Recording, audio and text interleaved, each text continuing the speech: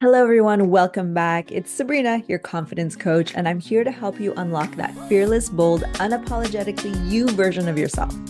Today, we're diving into a topic that we often like to avoid: lying to ourselves. Whether it's denying what we truly want or clinging on to something that no longer fits, we've all been there. But here's the truth: staying stuck in self deception is holding you back from living fully in your purpose.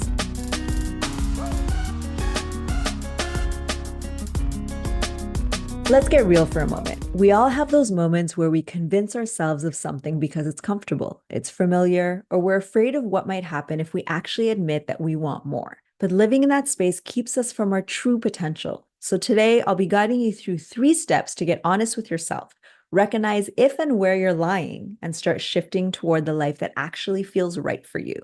I know lying is a big word, and especially lying to yourself. But why I want to talk about this today is because we don't realize the damage that's being done when we're telling ourselves these little white lies, lies that we feel are insignificant, or maybe when we're not ready to be honest with ourselves.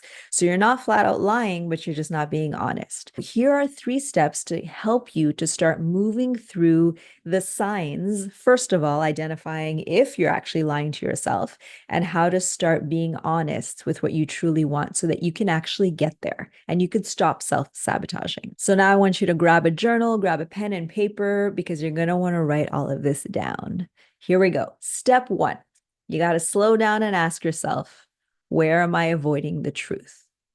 Could be about a job, a relationship, a habit, or even how you show up in your life. One way to do this is to think of an area where you feel resistance, where you know deep down something doesn't quite feel right. And that's often where the lie lives.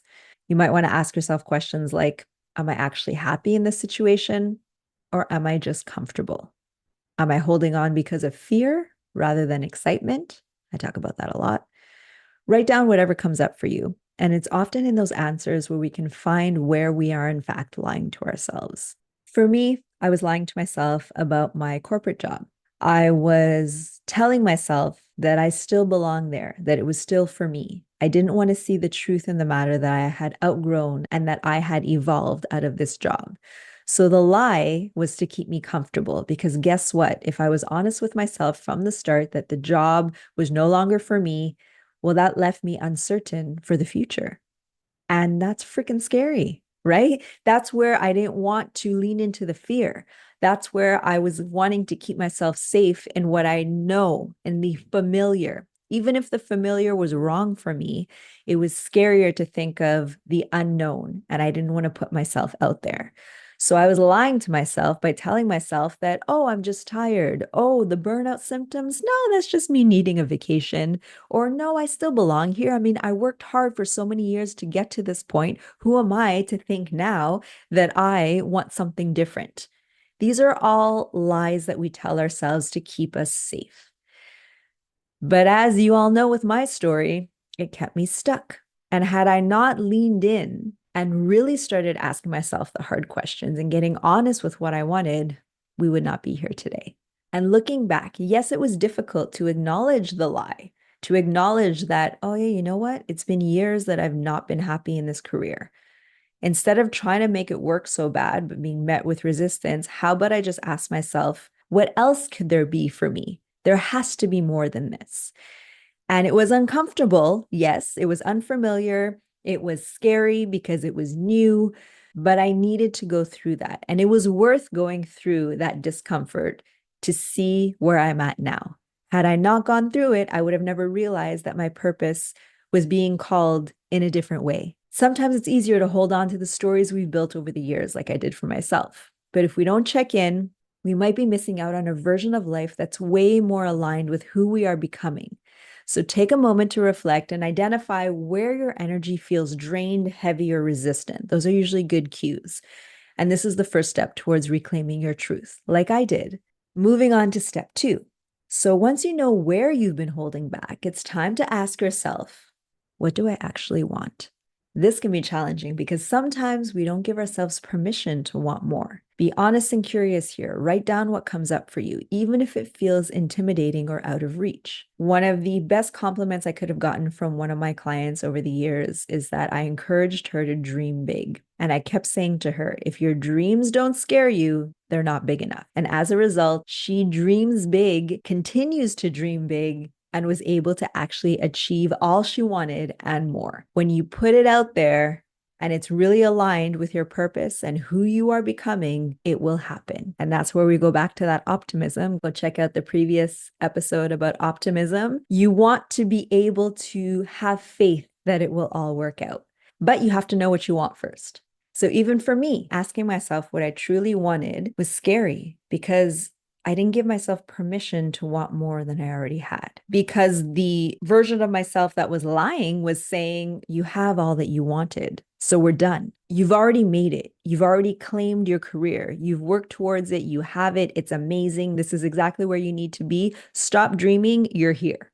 So for some people, that could be okay. Maybe they want to stay in their career for the rest of their life, and that's great. But if you, like me, are feeling something that is resisting moving forward in that career, you're feeling heavy, you're feeling drained, I want you to give yourself permission to ask yourself, what do I actually want? Do I want to stay in this career that I've worked so hard for and that I'm really proud of? Maybe yes. But if, like me, the answer is no, then you get to give yourself permission to dream big and see what else there can be for you. And here's another question that you can ask yourself. If you weren't afraid of failing or letting someone down, including yourself, what would you go after? What would be worth the risk? Dig deep and visualize, what does that ideal situation look like? Maybe it's a career that excites you. Maybe it's a healthy relationship or more freedom in your day-to-day life. Don't limit yourself in this part. By being honest about your desires, you give yourself permission to believe that they are possible. And if you need to pause here and just write freely about what that could look like, go for it. If we're ready to move on, step 3 is taking action. Because it's one thing to know what you want and another to take action. But here's the secret. It doesn't have to be a big leap. Small, consistent changes add up over time. What am I always saying? Take that first step towards your goal. Even if it's small, take it. And continue to take those small steps because they will compound over time. Think of it as a staircase. You're not going to try to leap to the top of the staircase. You're going to go up one step at a time. Think of your life and your dreams in this way too. One small action. Identify what is that one small action that would get you closer to the life that aligns with your truth. It could be as simple as saying no to something that drains you, even people, or dedicating 10 minutes a day to a project you care about, or seeking support to help you stay accountable. So let's say you realize you're lying to yourself about being happy in your job, like I was. A small step could be maybe updating your resume, because now it's getting you open to the idea of looking for a job. Or maybe you're going to talk to someone in a field that you're interested in. If it's a field that's totally different from what you're currently in, you might think that it's out of reach. So maybe just having a conversation with someone who's in that industry or in that field can help you know what you need to do to start getting your applications in the right hands. Or maybe you're going to schedule time to explore new paths. Again, it's opening your mind, it's shifting your perspective to know that there is more for you that is available out there, that you are not stuck in a situation where you're unhappy or that you've maybe outgrown. I encourage you today to take one step that feels doable. It could be having an honest conversation, setting a boundary, or trying something new. The point is to start aligning your actions with what's true for you. Over time, those small steps lead to big shifts, and you'll build trust in yourself as you start honoring what you truly want. For me, my first step after realizing that number 1, I was lying to myself about being happy in my job, and number 2, I wanted to help people on a bigger scale. That's what I truly wanted. My third step, my first action step, was to talk about it, to be honest.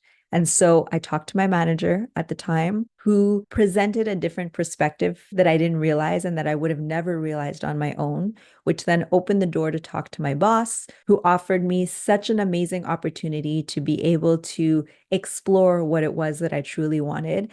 And all of that would have never happened if I never took that first step. So see how I didn't know the outcome of that first step, but I knew I needed to take it. And I trusted that by taking that first step, it would lead me onto a path that I could then see what the roadmap was to finding a new career in my case. Maybe for you, it's healthy relationships. Maybe your first step is setting a boundary, is saying no to people that drain your energy, is saying no to meeting up with someone when you actually just want to lie on the couch and watch some Netflix. So it's being honest with yourself of what you truly want and saying, no, I'm sorry, I can't meet up tonight. It's going to be hard. The people pleaser in all of us is going to have a difficult time saying no, but that's how you begin to change the pattern. You begin to change the way that you approach the situation and start to be honest with yourself and then with others. That being said, you don't need to have everything figured out and you don't need to do it all in a day. The journey is about building trust with yourself, slowly peeling back those layers of self-deception and moving in the direction that feels true to you. So this week, take that time to reflect, to be honest, and choose just one action that aligns you a little closer to the life that you want. If today's episode resonated with you, I'd love to support you on this journey. This is exactly what I do for my clients. So reach out, let's connect. If you're ready to take it a step further, check out my coaching programs where we dive deeper into uncovering your true self and creating lasting change.